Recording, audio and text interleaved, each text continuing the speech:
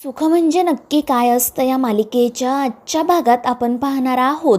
शालिनी वसुंधराबद्दल बोलत असते. ती म्हणत असते की जर गावचा विकास करायचा असेल तर ते एकट्या दुकट्याचं काम नाही, त्यासाठी सगळ्यांनी मिळून प्रयत्न करायला हवे. आणि तुम्ही सगळेजण तर इतके नशीबवान आहात की तुम्हाला वसुंधरा देवी सरपंचबाई म्हणून मिळाल्या, कारण त्या दिवस रात्र फक्त गावच्या भल्याचाच विचार करत असतात. आणि हे ऐकून वसुंधरा देवी आणि रावसाहेब तर खूपच खुश होतात. तर शालिनी सगळ्या गावासमोर त्यांचं भरभरून कौतुक करत असते. आणि त्यामुळे अधिराजला तर आश्चर्यच वाटते. तो मनाशी म्हणत असतो की या सरपंचबाईंनी आमच्या मालकीनबाईंना सुद्धा स्वतःच्या जाळ्यात ओढलं की काय. आणि मग त्यानंतर शालिनी म्हणते, सरपंचबाईंमुळे आमच्या प्रोजेक्टचं काम सोपं झालं. त्यांनी आम्हाला सांगितलं की जर तुमचं हे प्रोजेक्ट आमच्या गावात झालं तर गावचा विकास होईल, लोकांचं राहणीमान सुधारेल. आणि आता लवकरच ते प्रोजेक्ट नेमकं काय असेल हे आम्ही तुम्हाला सांगणार आहोत. आणि त्याचसाठी त्यांनी आजची ही ग्रामसभा आयोजित केली आहे. आणि मग ती तिचे 2 शब्द संपवते. लवली तिला प्रमुख पाहुण्यांच्या खुर्चीवर जाऊन बसण्याची विनंती करतो. आणि मग तो वसुंधराला म्हणतो की सरपंचबाई आता तुम्ही 2 शब्द बोला. आणि मग वसुंधरा लगेच स्टेजवर जाते. तर पिंट्या मोठमोठ्याने तिच्या नावाच्या घोषणा द्यायला सुरुवात करतो. तर वसुंधरा मग नाटक करत बोलायला सुरुवात करते की 2 दिवसांपूर्वी तर आमच्यावर खूप वाईट साईट आरोप झाले. या नित्या दिदींनी आमच्यावर नको नको ते आरोप केले. आम्हाला तर असं वाटलं की आता इथे राहण्यात काही अर्थ नाही.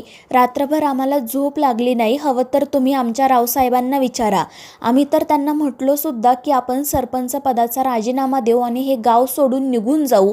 मात्र त्यांनी आम्हाला समजावलं. आणि मग आमच्याही लक्षात आलं की या गावाला आम्ही स्वतःच्या मुलाप्रमाणे जपलं आहे, वाढवलं आहे. मग हे गाव सोडून जायचं तरी कुठे. आणि आम्ही मग स्वतःलाच सावरलं आणि पुन्हा काम करण्याचा निर्णय घेतला. कारण आम्हाला माहिती आहे सत्य एक ना एक दिवस नक्की सगळ्या जगासमोर येतं. आणि बघा 2 दिवसांपूर्वी ज्या नित्या दिदी आमच्यावर आरोप करत होत्या त्यांनीच आज या सभेची तयारी केली आहे. आणि मग ती सगळ्या गावकऱ्यांना ती गावासाठी किती काम करते, किती कष्ट घेते हे सांगत असते. तर पिंट्या तिच्या नावाने घोषणा द्यायला सुरुवात करतो. त्यामुळे ती अजूनच खुश होते. आणि मग त्यानंतर तो पिंट्या म्हणतो की सरपंचबाई तुम्ही या नित्या अधिकारीला गावाबाहेर काढा. हिने तुमच्यावर चुकीचे आरोप केले आणि राजडावर देखील हल्ला घडवून आणला. तिला या गावात राहण्याचा अधिकार नाही. आणि मग सगळे लोक नित्याच्या विरोधात घोषणा द्यायला सुरुवात करतात. पाहुणीसुद्धा मोठमोठ्याने घोषणा देत असते. पण जेव्हा तात्या तिच्याकडे बघतात तेव्हा ती गप्प खाली बसून घेते. आणि मग त्यानंतर सुंदरा सगळ्यांना शांत राहायला सांगते. आणि ती म्हणते की नित्या दिदीने आम्हाला शब्द दिलाय की आता ती यापुढे आमच्यावर खोटे नाटे आरोप करणार नाही. आणि ती नित्याला विचारते की खरं ना दिदी. आणि त्यावर नित्या म्हणते हो, यापुढे मी तुमच्यावर खोटे नाटे आरोप करणार नाही. त्यामुळे वसुंधरा खुश होते. आणि मग त्यानंतर ती म्हणते की ज्या जाधव कुटुंबावर आम्ही अन्याय केला असं नित्या दिदीचं म्हणणं होतं, त्याच जाधव कुटुंबाने आज एक व्हिडिओ बनवला आहे आमचं कौतुक करण्यासाठी. आणि आता तोच व्हिडिओ आपण सगळेजण बघूयात. आणि मग ती तिच्या जागेवर जाऊन बसते. आणि मग नित्या बोलण्यासाठी येते. आणि मग त्यानंतर ती लवलीला काही गोष्टी सांगते. आणि मग लवली लगेच जाऊन तो व्हिडिओ लावतो. त्या व्हिडिओमध्ये संपूर्ण जाधव कुटुंब सरपंचबाईंचं कौतुक करत असतं. आणि तो व्हिडिओ बघून सरपंचबाई आणि रावसाहेब तर खूपच खुश होतात. अधिराजला मात्र ते अजिबात आवडत नाही. तर शालिनीसुद्धा खूप खुश होते. आणि मग तो व्हिडिओ संपल्यानंतर नित्या म्हणते की जाधव कुटुंबियांकडून तर आपण सरपंचबाईंचं कौतुक ऐकलंच आहे, पण आता आपण त्यांच्या मुलाकडून त्यांचं कौतुक ऐकू. आता आपल्याला त्यांचा मुलगाच त्यांच्या कर्तृत्वाचा पाढा वाचून दाखवेल. आणि ते ऐकून रावसाहेबांना तर धक्काच बसतो. तर वसुंधरा त्याला विचारत असते की तुम्ही सुद्धा आमच्यासाठी व्हिडिओ बनवलात का काय, आम्हाला सांगितलं का नाही. आणि मग त्यानंतर नित्या हसतच लवलीला म्हणते की लाव रे तो व्हिडिओ. आणि मग लवलीसुद्धा तो व्हिडिओ लावतो. तर रावसाहेब आणि तो पिंट्या जंगलात दारू पीत बसलेले असतात. आणि दारू पीत असताना रावसाहेब पिंट्याला सांगत असतो की मला त्या अधिराजला त्याच्या सगळ्या कुटुंबासोबत मसनात पाठवायचं होतं. आणि म्हणूनच मी त्या बळवंताला संपवून टाकलं, मारून टाकलं. आणि हे सगळं त्या व्हिडिओमध्ये बघून तर गावकऱ्यांना धक्काच बसतो. अधिराजच्या आणि त्याच्या कुटुंबाच्या पायाखालची तर जमीनच सरकते. रावसाहेब आणि वसुंधराला तर काय करावं तेच सुचत नाही. तर इकडे त्या व्हिडिओमध्ये रावसाहेब पिंट्याला म्हणत असतात की आपणच त्या सावरीला त्या पेपर प्रकरणामध्ये अडकवलं, त्यासाठी किती काय काय करावं लागलं आणि त्या अधिराजला मारण्यासाठी सुद्धा किती प्रयत्न केले, सगळा ट्रक त्याच्या अंगावर घातला, हॉस्पिटलमध्ये सुद्धा माणसं पाठवली, मात्र तरीही तो वाचला. आणि ती गोष्ट कशाला, आत्ताच तर या पाडव्याला आपण किती भारी फिल्डिंग लावली होती, तो अधिराज नक्कीच संपला असता, पण ती नित्या अधिकारीमध्ये आली आणि तो वाचला. पण काही झालं तरी त्याचा शेवट आपल्या आईच्याच हातून होणार आहे एवढं मात्र नक्की. आणि हा व्हिडिओ बघून तर गावकऱ्यांना आणि अधिराजला तर मोठा धक्काच बसलेला असतो. सगळेच जण रागाने वसुंधराकडे बघत असतात आणि मग सगळेच जण वसुंधराच्या विरोधात घोषणा द्यायला सुरुवात करतात. वसुंधरा आणि रावसाहेबला काय करावं तेच कळत नाही.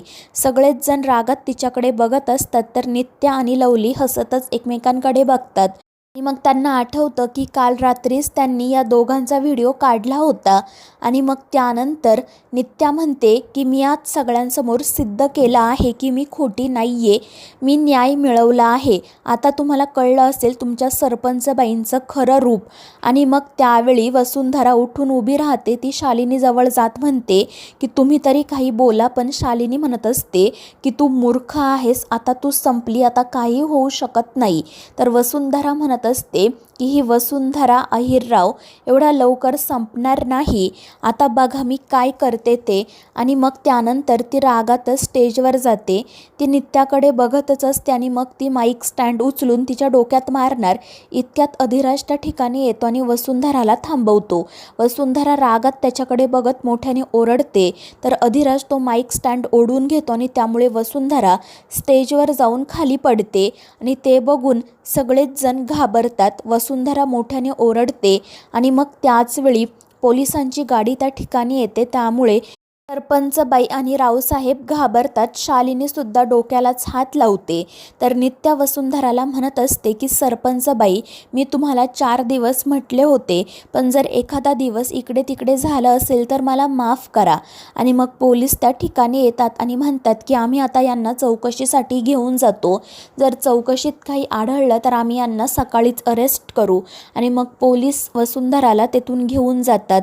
रावसाहेब आणि पिंट्या पोलिसांच्या गाडीमागेच पळत असतात आणि मग त्यानंतर सगळेजण स्टेजवर असणाऱ्या नित्या अधिराजकडे बघू लागतात.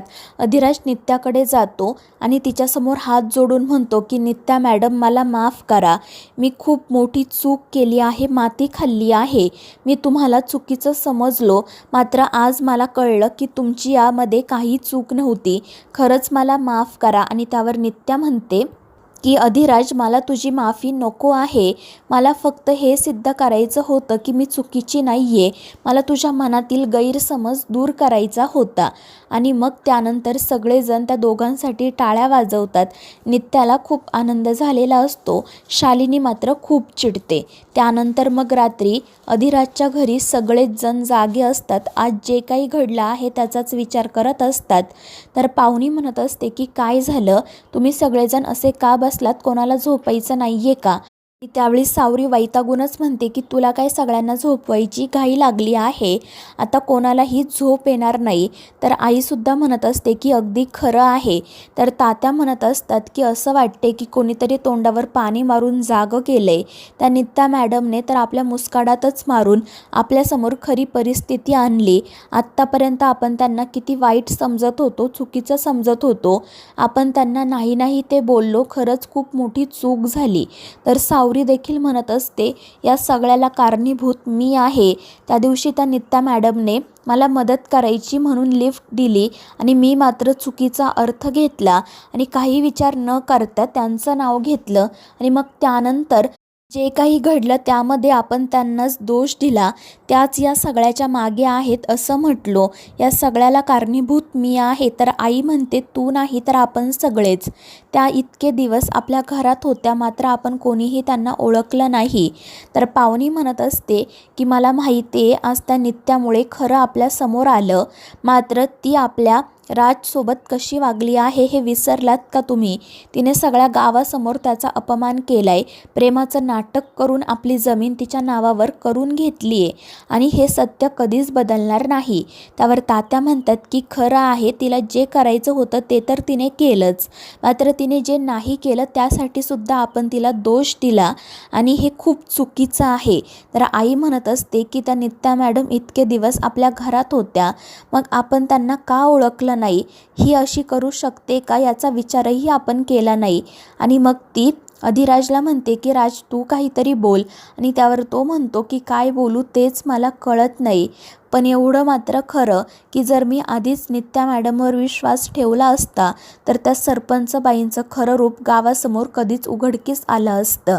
तर दुसरीकडे शालिनी ड्रिंक करत असते आणि ती स्वतःशीच म्हणत असते की मी त्या नित्याला किरकोळ समजून चूक केली. ती दिसते फक्त गौरीसारखी, मात्र गौरीसारखी नाही आहे. ही खरंच खूप हुशार आहे, पण आज जे काही घडलं त्यामुळे तिने मला सावधच केलं आहे. तिने त्या सरपंच बाईंना एका मिनिटात बाजूला केलं, पण या नित्याने माझ्या नादी लागता कामा नये, कारण माझ्यासमोर कधीच कोणी टिकलं नाही आणि टिकणारही नाही. आणि तिचं हे सगळं सुरू असतानाच त्या ठिकाणी नित्या आणि तिची आई येतात. शालिनी नित्याला म्हणत असते की ये, तू तर आज खूप मोठं काम केलं आहेस ना. आणि मग ती नित्यावर ओरडायला सुरुवात करते. ती म्हणत असते की तू तुझ्या पर्सनल रिझनसाठी आपला प्रोजेक्ट स्टेकवर का लावला? त्या सरपंच बाईंमुळे आपल्याला किती जमिनी मिळाल्या आहेत माहिती आहे ना तुला? आता जर त्या बाईने आपल्याला त्रास दिला, आपला प्रोजेक्ट बंद पाडला तर मग काय करायचं? आणि मग ती नित्याला सांगते की आता त्या सरपंच बाईंना जेलमधून बाहेर काढण्याची व्यवस्था तू कर. मात्र नित्या तिला तोंडावर सांगते की जमणार नाही, आणि ते ऐकून शालिनी चिडते. तर नित्याची आई देखील तिला समजवण्याचा खूप प्रयत्न करत असते, मात्र नित्या काही ऐकून घेत नाही, त्यामुळे शालिनी चिडते. तर मित्रांनो, या मालिकेच्या पुढील भागांमध्ये आपण पाहणार आहोत पावनी तिच्या हाताची शीर कापून आत्महत्या करण्याचा प्रयत्न करत असते, पण अधिराज तिला थांबवतो आणि मग तो तात्यांना आणि आईला सांगतो की आमच्या लग्नाचा मुहूर्त काढा, त्यामुळे पावनी खुश होते. त्यानंतर रात्री अधिराज नित्याला भेटायला बोलावतो, तर नित्या खूपच खुश होते. ती अधिराजला म्हणत असते की मागच्या वेळीसुद्धा तू मला याच ठिकाणी भेटायला बोलावलं होतं आणि तेव्हा प्रपोज केलं होतं, आताही तसंच काही करणार आहे का? मात्र त्यावर अधिराज काही न बोलता फक्त तिच्याकडे बघत असतो. तर मित्रांनो, या मालिकेच्या पुढील भागांच्या अपडेट्ससाठी आपल्या चॅनेलला सबस्क्राईब करा.